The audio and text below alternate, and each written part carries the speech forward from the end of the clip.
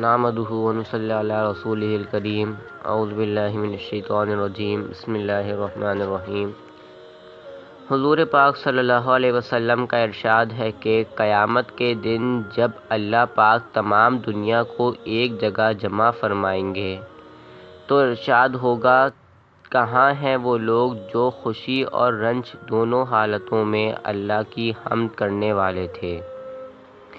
تو ایک مختصر جماعت اٹھے گی اور بغیر حساب کتاب کے جنت میں داخل ہو جائے گی۔ پھر ارشاد ہوگا کہ کہاں ہیں وہ لوگ جو راتوں میں اپنی خوابگاہ سے دور رہتے اور اپنے رب کو خوف اور رغبت کے ساتھ یاد کرتے تھے؟ تو ایک دوسری جماعت اٹھے گی اور وہ بھی جنت میں بغیر حساب کتاب کے داخل ہو جائے گی۔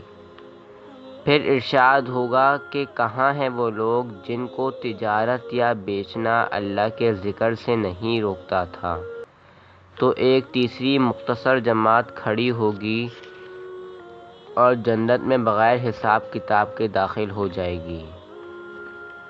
اس کے بعد بقیہ لوگوں کا حساب شروع ہو جائے گا۔ لہٰذا ہمیں بھی چاہیے کہ ہم اللہ پاک کی خوب عبادت کریں، اپنے رب کو ہر وقت راضی رکھنے کی کوشش کریں۔ اللہ پاک ہمیں بھی اپنے نیک بندوں میں شامل فرمائے اور ہم بھی بغیر حساب کتاب کے آسانی کے ساتھ جنت میں داخل ہو جائیں۔